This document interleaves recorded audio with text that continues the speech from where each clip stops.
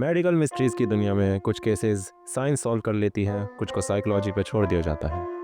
लेकिन 1994 की एक रात कैलिफोर्निया के एक हॉस्पिटल इमरजेंसी रूम में एक सिंगल पेशेंट ने ऐसा केओस क्रिएट किया जो इतना बिजार था, इतना टेरिफाइंग और इतना रियल कि सालों तक इन्वेस्टिगेटर्स डिवाइड हो गए।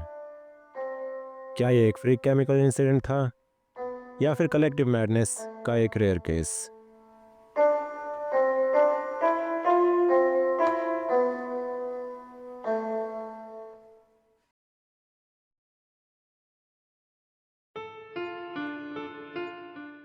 February 19, 1994, Riverside, California.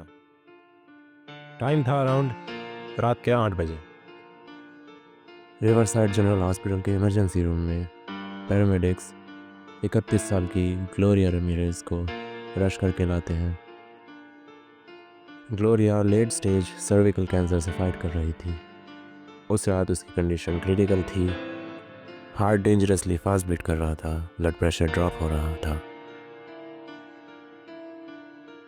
ER staff ने तुरंत काम करना शुरू किया, लेकिन ऑलमोस्ट इमीडिएटली कुछ ऑफ लगने लगा। ग्लोरिया की स्किन पे एक ऑयली लेयर थी, उसके आसपास एक अजीब सी स्मेल थी। कुछ लोगों ने उसे फ्रूटी, कुछ ने गार्लिक की तरह डिस्क्राइब किया। और फिर जब नर्स सुजैन केन ने ब्लड सैंपल लिया, सिचुएशन और स्ट्रेंज हो गई। सिरिंज के अंदर ब्लड में वैनिला कलर के पार्टिकल्स फ्लोटिंग दिख रहे थे। और जब वाईएन सील हुई, एक स्ट्रॉन्ग अमोनिया लाइक स्मेल हवा में फैल गई। सिर्फ 60 सेकंड के अंदर नर्स केन बेहोश हो जाती हैं। डॉक्टर जूलिए हेल्प के लिए आती हैं। जैसे ही वो वाईएन स्मेल करती है, उन्हें dizziness, shortness of breath feel होती है। एक रेस्पिरेटरी थेरेपिस्ट जो मदद के लिए आता है, वो भी कोलैप्स हो जाता है। सिम्टम्स एक वेव की तरह स्प्रेड होते हैं।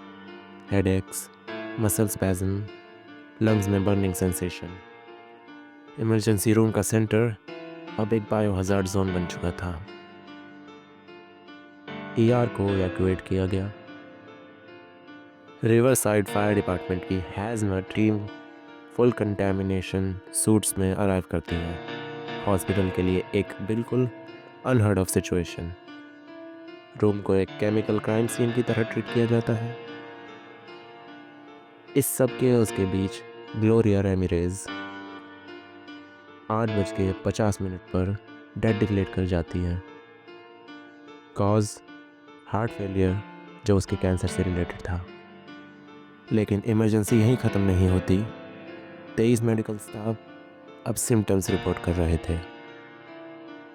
5 लोग including doctor Julia serious condition में हॉस्पिटलाइज किए जाते हैं।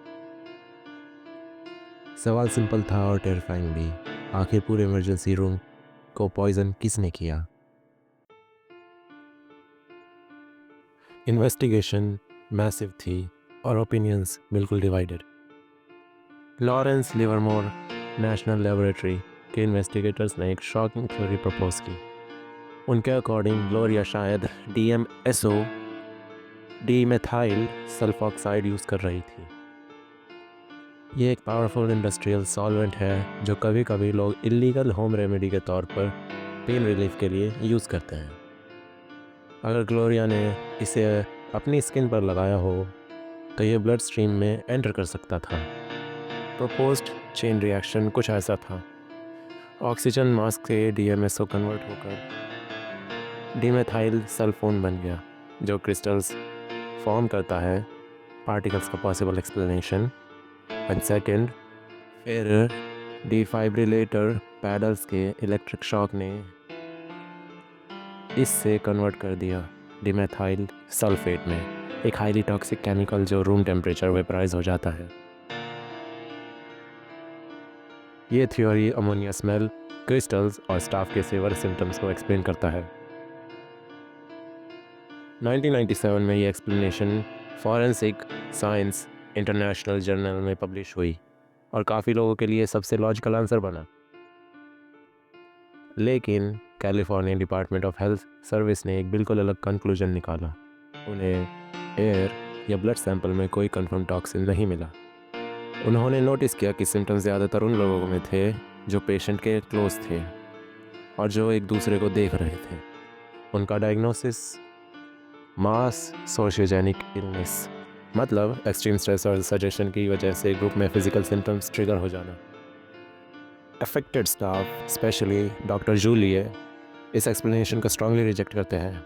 उनके वर्ड्स में मास हाइस्टेरिया 2 हफ्ते के लिए हॉस्पिटल में नहीं डालती और मास हाइस्टेरिया आपकी बोन्स डिस्ट्रॉय नहीं करती।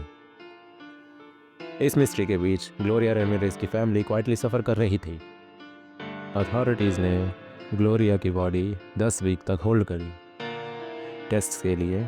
आखिर अप्रैल 20, 1994 उसे दफनाया गया एक सील्ड कैस्केट में with strict warning, do not open.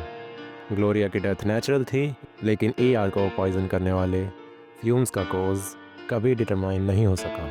Case officially unsolved रहा। Forensic text books, TV shows और साइंटिफिक डिबेट्स सब में इसका रेफरेंस मिलता है।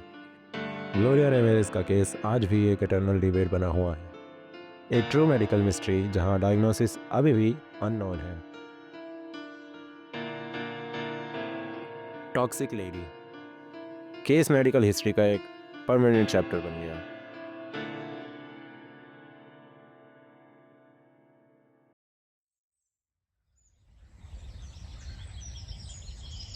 What do you guys think? क्या ये एक केमिकल नाइटमेयर था या एक साइकोलॉजिकल परफेक्ट स्टॉर्म? कमेंट्स में अपना ओपिनियन बताओ। If you like the video please share, like and subscribe, that means a lot. Take care, stay safe.